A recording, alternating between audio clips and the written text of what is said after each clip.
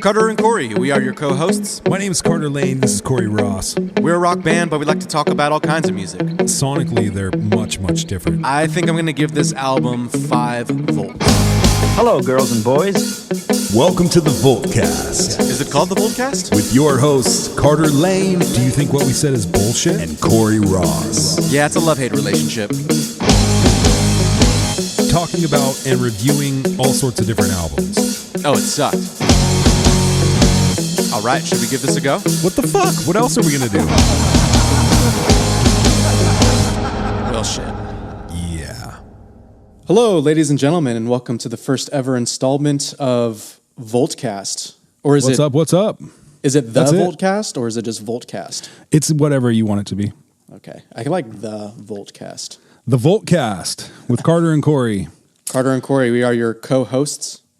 Yeah. And so what we're going to be planning to do on this Voltcast is we're going to be talking about a bunch of different albums, hopefully, and we're going to plan on doing a release hopefully once a week, talking about and reviewing all sorts of different albums. And so with that said, if you have any suggestions on albums that you love or that you want us to review, please leave them in the comments section, and don't forget to like and subscribe to our pages everywhere, as well as subscribing to us on your favorite podcast platform so that you know when we release fresh episodes, which will be hopefully weekly. Yes, and please let us know because, you know, we want to do this for you and we want to review what you want to be reviewed. That's right. Yeah. So the first 3 episodes are going to be us taking a dive into Weezer, and specifically the Blue album, which we're going to be talking about today, and Pinkerton, which is the album we're going to be reviewing on the next episode. And then we'll compare and contrast and finally choose if we are Blue or Pinkerton. Corey, what do you think? What, you have any predictions? I think I know probably where I'm at right now, but Yeah. I don't want to speak too soon, you know, because I haven't fully dived into Pinkerton. So, you know, Yeah, we'll me see. neither. Me neither. Yeah. Cool. So let's get started. Let's review what we're going to be doing here. So the album that we're reviewing is Weezer's very first album. It's called Weezer, but it's most known as the Blue album. Well, it's their first, which I didn't know, but their first studio album, because they had a demo they did, which I think was it Kitchen Sink? Is that right? Something like that, yeah. Yeah, which was just a little demo they did. But this was the first record label studio album that they did. Right. And it was released in 1994 on May 10th.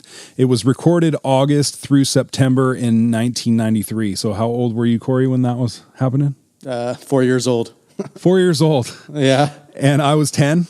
So I don't remember when I first got my hands on this Weezer album, but it definitely wasn't at 10 years old. I think was 12 when I first heard it. 12? Yeah. Yeah, something like that. I remember because My Name is Jonas is one of the first songs I ever learned on the guitar. Oh, nice. Yeah. I was terrible at it, but I loved it. Yeah.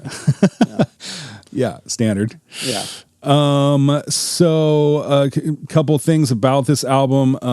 It was produced by Rick Osick or something like that. And he was the frontman for the Cars. And originally Weezer wanted to self-produce the album, but their label strongly suggested that they have a producer, and so they chose that dude. I know, I saw that, and I couldn't help but think, what would this album sound like if it was self-produced? Yeah. And I wonder, I mean, if from here, did they self-produce any of their other albums? Might be a cool thing we could look up too. Yeah. The album peaked at number 16 in the U.S. Billboard charts and was certified triple platinum by 1995. It's the band's best-selling album, having sold at least 3.3 million copies in the U.S. and over 15 million copies worldwide by 2009, which is about the decline of the actual buying of albums, you know? So that's huge for their time. Well, and it's interesting that their debut studio album is still the best-selling of all their albums because they're still a huge band. Totally. So you might think that an album that came out after that, would sell more, but interesting. Yeah. So I don't have any more facts about the album per se. Do you, Corey? No, I mean, as far as, I mean, one thing that I forgot about until I started looking into this album again was that they replaced their guitar player in the middle of this entire recording session, which took Yeah, place I read over the that. month. Yeah. And I guess Rivers it's- just redid all the guitar. Yeah, and so that was okay. So I guess let's tell everyone the lineup for those of you who don't know. So Sure. the front man, singer, guitarist is Rivers Cuomo. Is that how you say his last name? Yeah, think so. Como, Sounds- Kumo, Yeah. Cuomo. And then you got Patrick Wilson on drums, Matt Sharp on bass, and the band originated, I think it was 1992 when they started, with Jason Cropper. So that was the guitarist that was basically let go from the band and then replaced with Brian Bell in the middle of recording this album. And yeah, so Carter, like you were saying, Rivers redid all of the guitar parts because I guess Jason Cropper, from what I saw, his girlfriend got pregnant, I think, and he was sort of having a mental breakdown about it, and it became too much to handle. So Rivers was basically like, dude, I gotta get rid of you. Yeah. Which is that's harsh, man. To think, because I think about if I was in a situation like that, and you just got signed to a label and you're recording your debut album, and it's just like, dude, you're not mentally stable enough to. Man, I know that's a hard pill to swallow, and I'm sure for Rivers was a very hard thing to do. Yeah. Although they had only been a band for a couple years, it's still like, you know, we know from being in a band, it's like a brotherhood, and it's really hard for that to happen. But you know, some people are really like that. Some people won't allow anything to stand in their way of success, and usually those are the people who are the most successful. So that's true. But it'd be hard for me to do, I know, for sure. And what a change for that guy's life to be like you're saying, signed to a major label. All right, we're finally doing this. Wait a second, I'm pregnant. Holy shit. And then my lead singer fires me. Like, damn. Yeah, it's like, what do I do now? Like that'd be difficult. Yeah. But yeah, I can, like you're saying, I can see it from both sides, because if you're the leader of a band, you got to make that decision. Totally. And, you know, I think I read that like way later down the road that Cropper basically was like, you know, Rivers made the right decision. Yeah. But, you know, it probably took a long time. I would imagine it probably took a long time to come to that realization. Oh, for sure. I'm sure there was resentments for years. Yeah. But especially after the success of the album too, right? You're like, it's kind of a crapshoot until it comes out and is super successful. But after that, well, like we're saying, it's still the best-selling album, but they're also a huge band, and they've done a ton of records since then. So it's kind of, you know, it's crazy. But what I thought was funny and interesting about the whole thing was that, Rivers redid all the guitar tracks, but they still credited Brian Bell with the guitar on the album. But I'm not sure if maybe he recorded a couple things, but from what I read, he basically didn't record anything on the album. Yeah, but he probably wrote a lot of it, right? So that's why they credited him, maybe? Maybe. I don't know. That wasn't... I'll have to look more into that, because my impression of it was that Rivers wrote and composed like the vast majority of that album. And then Cropper did the guitar parts, and then when they got rid of him, he redid all the guitar parts. So yeah, maybe it was because they were redoing it. But I'm wondering if Rivers wrote more of those guitar parts, or if it was Brian Bell that did. Because I feel like if Brian Bell wrote them, then why wouldn't he record them? Yeah. So, but it's probably, you know, it's like a transitional time. Like you don't, you know, like we're saying, you're signed, label, first album. Yeah. You don't want to bring in somebody else and be like, okay, record this. When you're the leader of the band, it's like, okay, I'll just do it because I know what I want it to sound like. Yeah, totally. Yeah. Totally. Well, cool. So why don't we get into the format is going to be us individually kind of telling our feelings about the album, and then collectively giving it some sort of a rating. So why don't you go first, Corey, and tell us what you thought? Yeah, overall, great album. I mean, and I hadn't listened to it in years because, like I was saying, I was like 12 years old, and I kind of got my hands on this for the first time. And so it was cool to revisit everything. I think flow-wise, it's done very well. If it were up to me, there was a couple songs that I would change or swap as far as the order of them, but I'll get into that maybe a little bit later. But yeah, one thing I love the most about the album is the use of acoustic guitar. And it's kind of thrown probably in 4 of these songs, where it almost makes me wonder if, because I know like I've worked on those albums where you just go play acoustic guitar and everything, and let's decide later if we're going to put it in. Yeah. And I'm almost wondering if that was the mentality that they had because, it's like more acoustic than you would expect on a pop punk or like alternative rock album. But sure. I love that. And also I noticed that they use harmonica on like 3 songs. So I thought that was kind of interesting. Yeah. Those are the things that stand out to me the most. Of course, I'm always going to notice the guitar stuff because, I'm a guitar player. So that's the first thing that I go to. And then as far as like the writing styles, like lyrically, I love the, what's the word I'm looking for?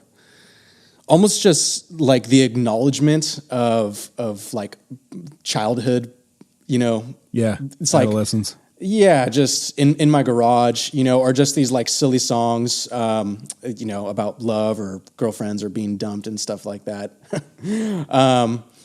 But yeah, like in the garage in particular, I thought was just like, man, that like related to me a lot. Cause I remember when I first heard that I think, like I said, 12 or 13, I was in my garage just jamming on drums and like Epiphone guitar with a 12-watt amplifier and just like thrashing and sounding like crap, but being into all kinds of nerdy stuff that, I wouldn't tell anybody at school that I was into, but it's like in my garage, I'm safe. It's kind of like my safe zone. So I do remember that when I was a kid, I would have my neighbors down the street come over and we'd like try and start bands and do all that kind of stuff. And it was sort of like our little sanctuary was my garage. So I thought that was pretty cool.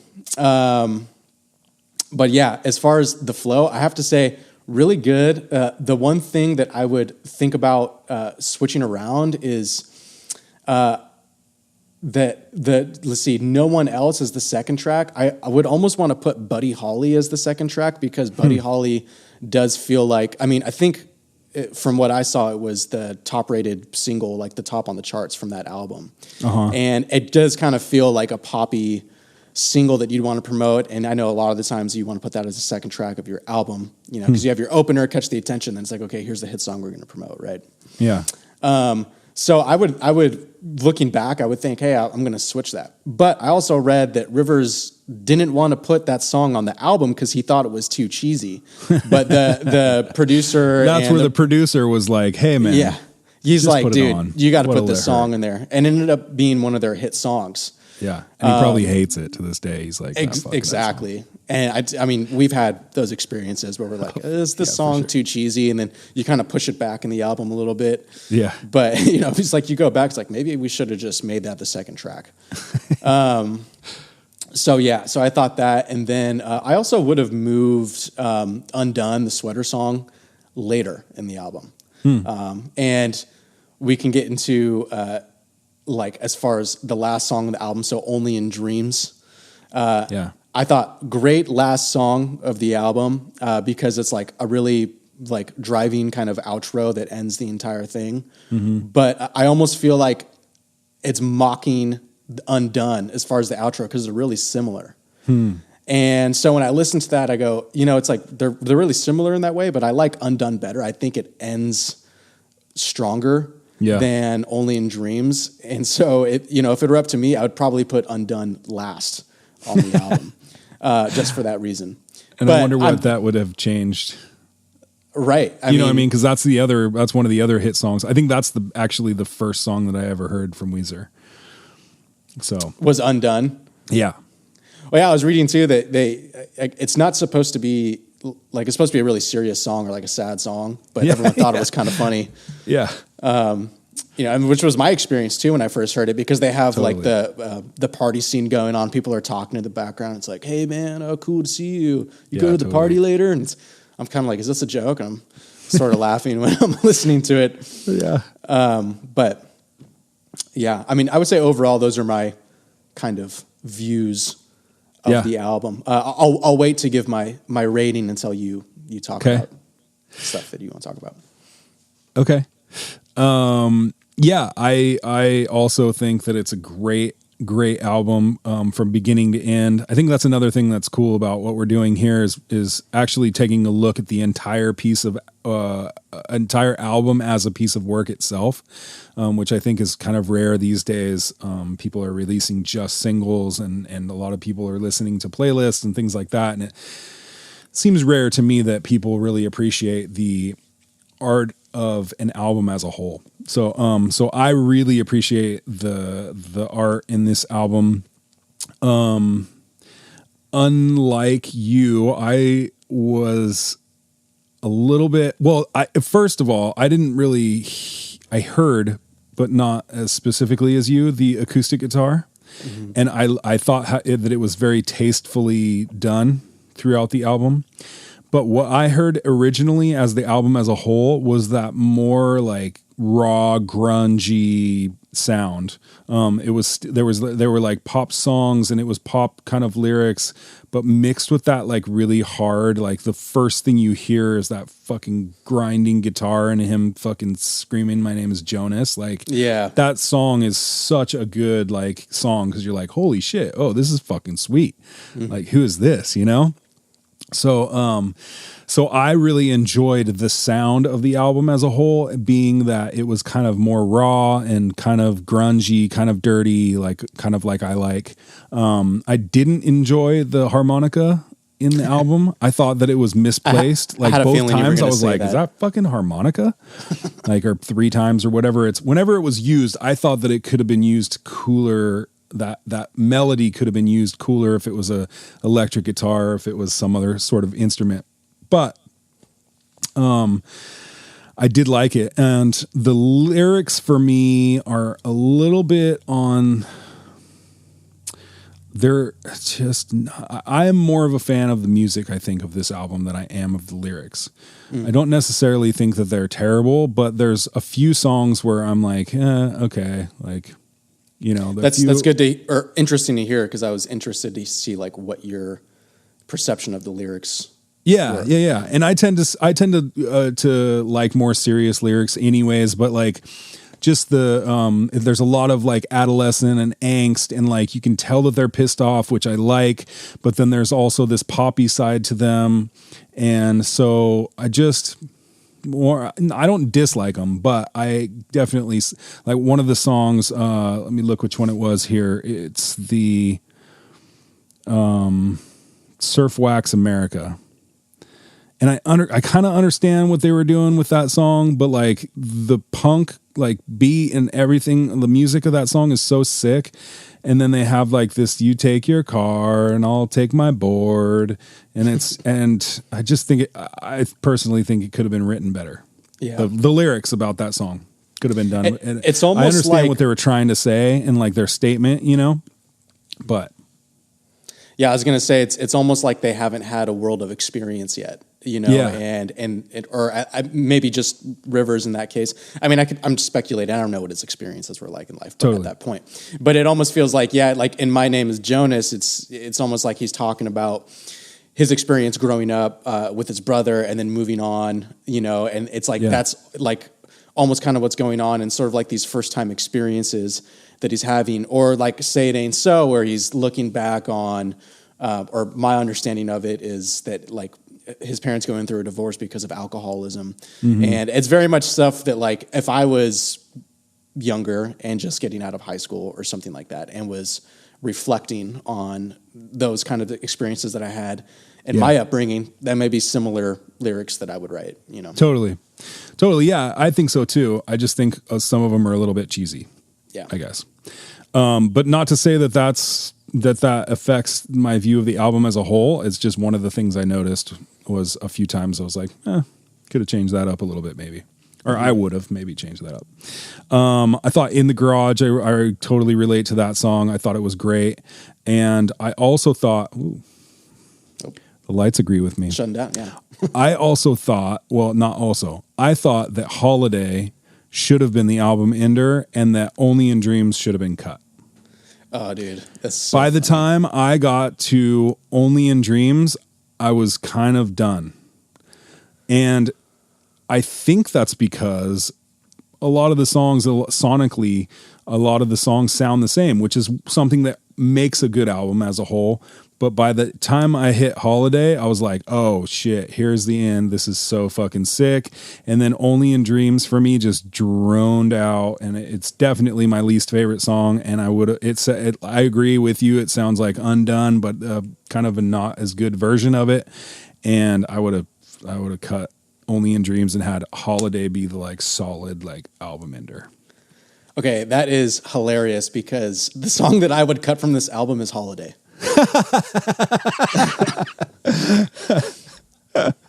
That's so great. I don't know what I don't know how to describe it other than it just didn't do a lot for me when I listened to it. Yeah.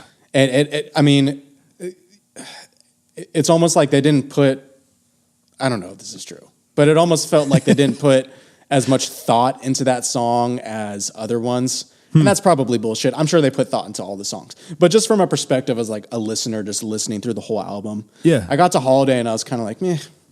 Yeah. So that's yeah. what I thought when Only in Dreams came on, because I'm into the flow of the album. I didn't think about what I would change. I don't know that I would. Nothing like that stood out to me as far as the order of the album or whatever. But definitely, like I said, by the end, by Holiday, I was like, okay, Say It Ain't So, sweet. That one came on, which is absolutely like great song. It's like totally fucking well done. I think why one of the reasons why it's so successful. It's just a really great song. So yeah, by the time Holiday came, I was like, all right, here's the end. And then Only in Dreams, I was like, ugh, this is boring. Like, okay. Done. Yeah, and I'm it done is at this kind point. of...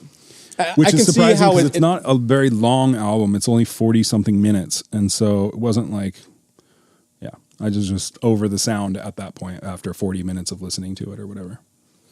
Yeah, something that I thought was interesting about Only in Dreams is that it felt like they were kind of trying to combine all the styles of the previous songs into one, especially in the intro, because it starts with the bass, so you have like your bass tone. And then I think the acoustic guitar comes in. And so it's like those other songs that start with the acoustic guitar. Yeah. And then that clean, like slow, like arpeggiating guitar, like an Undone comes in. And it's almost like, who knows if this was on purpose, but it felt like to me they were alluding to the songs previously in the album and they were kind of like layering them. Yeah, which would have been a rad idea. Yeah. Or can be a rad idea. I just was done with it by that point. You're like, it could be a good idea if the song was better. Yeah. Yeah. No, I just think the album as a whole, cut that song, have it be 9 songs, end on a bang, and start writing the next one. So what is your favorite song? I think Say It Ain't So.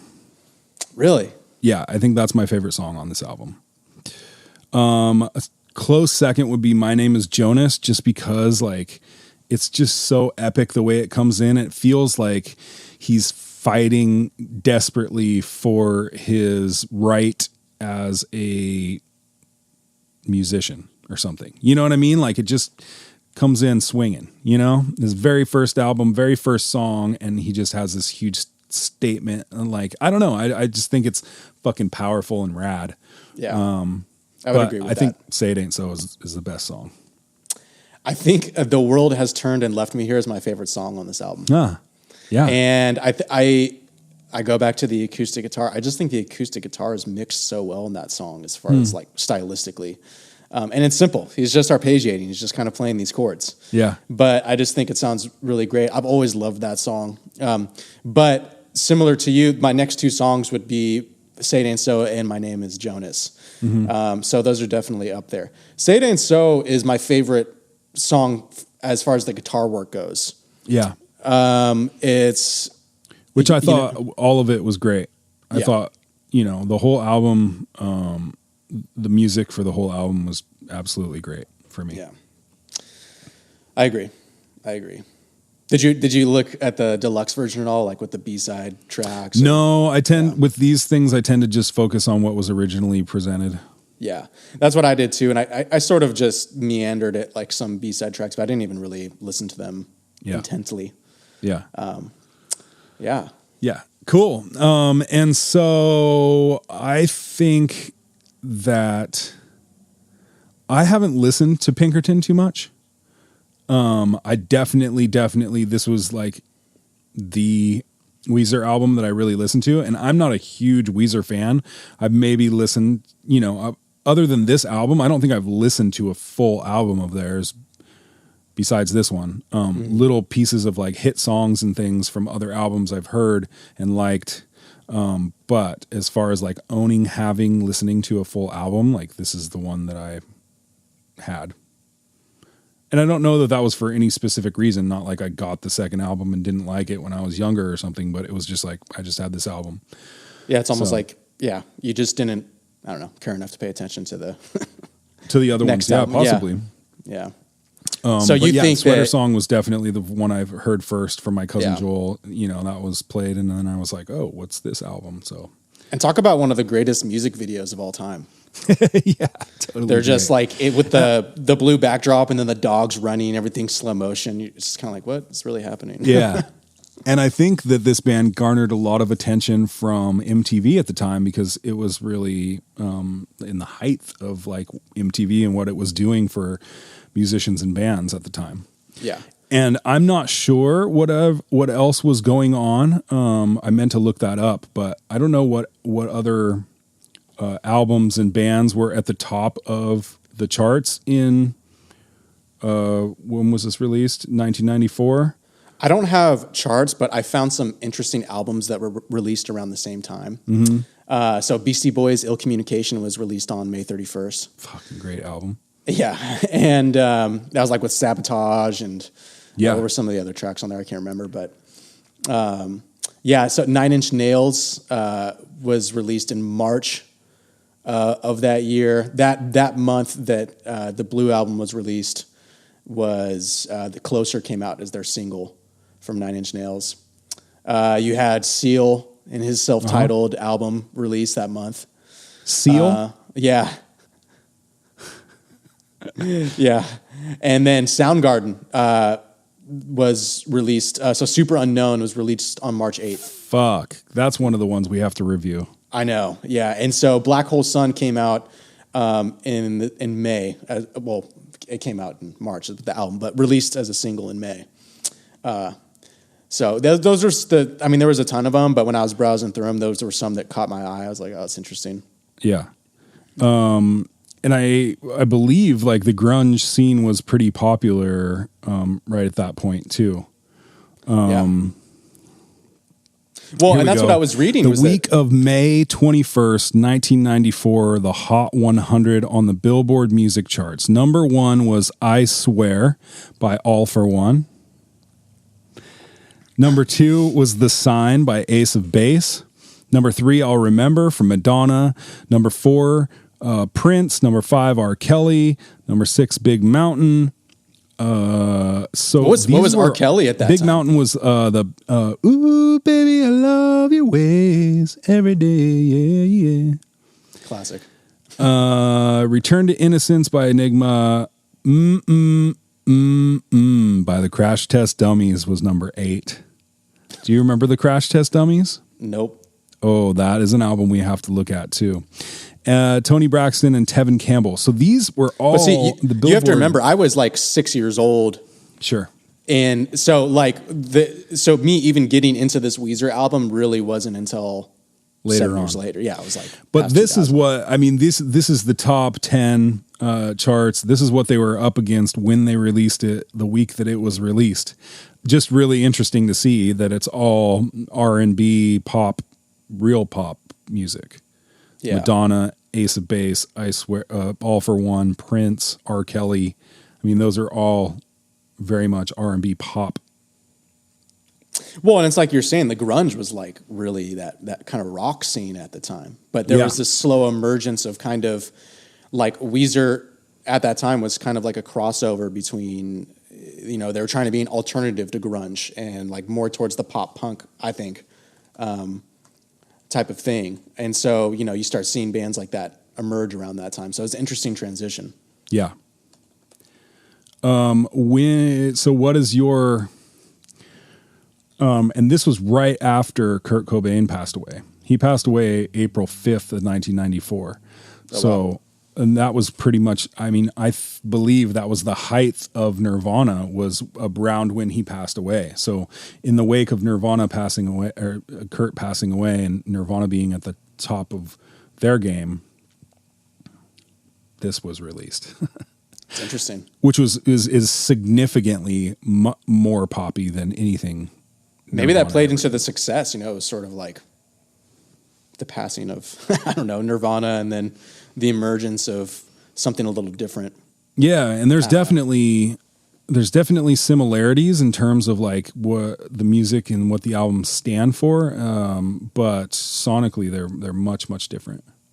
Oh, absolutely. But I mean, where they're similar, kind of like what you were saying, is that guitar sounds grungy. It's like very mid-rangey, kind of like almost muddy in a way. Yeah, and sometimes it's up really loud, overpowering the vocals. That was a lot of what Nirvana did. It's also like, you know, the angsty, like pissed at the world, kind of like in their own right. They're nerdy, outcasts almost, and so a lot of the themes are kind of similar. Right. Yeah. Whereas Nirvana is like, I might want to kill myself, and Weezer's like, I want to play Dungeons and Dragons, but I still want to live. Yes, exactly. So a little more lighthearted on the lyrics, I would say, but the guitar sounds similar a lot. But the other thing that you brought up that I forgot about is like, it's so interesting stylistically with a lot of these albums, but in particular this Weezer album, it's like the guitar is always more present than the vocals, and the vocals are really dry. Like maybe there's a little reverb, maybe there's none at all. I mean, it's just kind of very straightforward, and it's really about like heavy mid-range guitars. Yeah. Interesting stuff. Yeah. Pretty cool. I'm super interested to dive into Pinkerton and see the differences now that we've really like explored this album, kind of know where it came from, and see what their next step is, right? Once they release this and it gives them all this stardom, what's their answer, right? Yeah, exactly. What's the next move? So, a scale of 1 to 5 volts, what would you give this, Corey? Oh yeah, so we're calling it volts. That's right. It's not stars. That's our rating system. Yeah, we're rating everybody volts. uses stars and fucking hearts and whatever. We're using volts. Oh, and by the way, for anybody who, I don't think we explained this, but for anybody who doesn't understand or is seeing us in this set for the first time and doesn't know where we come from, and the reason why it's called Voltecast is because we actually are the founders of a band called Volt, which is a rock, alternative progressive rock band. I don't even know how to describe us. I let other people do that. I don't like to describe ourselves. Yeah, and we have a full-length album that's available anywhere. You guys can listen to that and review it on your own podcasts or in your own time, or let us know what you think in the comments of any comment section on any of our social media accounts. And we have an awesome YouTube channel that's up and running and being updated constantly with new content and new videos for you guys. And so this is just another thing we're doing in the realms of us being musicians, is we're also looking at some other people's music. I mean, this almost, the idea for this podcast almost came more from, this is what we do anyways. It's like we just talk about albums and talk about music, and it's like, well, I mean, why don't we just record it? Yeah, totally. So it's here for you guys to enjoy. You would give it how many volts, Corey? So Weezer's Blue album. Man, I kind of had trouble with this, but I'm going to go 4 out of 5 volts. 4 out of 5. Yeah. All right, from Corey. I'm going to agree. I'm going to give it 4 out of 5 as well. It's really hard to have something to base it off of since it's our first album. That's the trouble that I had. Right. But it's not perfect to me, and but it's not quite at 3. I'd say a solid 4. Well, and that's what I was thinking, because at first I was like, well, I mean, this is a classic. It's got all the bangers. I was like, it's got to be 5 out of 5 volts. But then I'm thinking 5 out of 5 volts, like that's got to be like the cream of the crop. Like that's got to be the best. Right. And so I don't know if we'll ever find a 5-volt album. We might. Well, there is one 5-volt album, and it's our album. But that's right. We'll let someone else decide. Volt by Volt, available now anywhere you can get music. The whole point of this is just to get you to listen to Volt. Just kidding. Not really. Cool, man. So we will be back next week with a brand new episode. Next week, we're looking at the album Pinkerton by Weezer. You can follow along with us on any of our social media accounts. Please don't forget to like and subscribe to our podcast. Anywhere you get podcasts, we are available. Like and subscribe so that you know when our next episodes are being released without having to search for them. They'll be right there on your feed. And also, please don't forget to check us out on Instagram and YouTube. That's Volt Music, VOLTE. Search for us and you'll find us anywhere and check out our music. Yeah, and let us know what you think. Let us know what you like and don't like about our first podcast episode. We're yeah, working. man, do you we're agree working with through us? this. Do you Yeah. think what we said is bullshit? Yeah. How many 'Cause volts? Some of it is. If you want to leave a comment, tell us how many volts would you give this Weezer album? Because we're curious what you think. Yep, we are. And if you would like to listen to the album Pinkerton this week and tune in next week while we discuss that album and see which one we like best. Carter, it was great to see your beautiful face. Good to see you too, brother. Hopefully we can do this in person sooner than later. We're going to make it happen, bud. It's going to Right on. Okay, let's make it happen, Captain. Thanks everybody for tuning in, and we will see you next week with another episode of the Voltcast.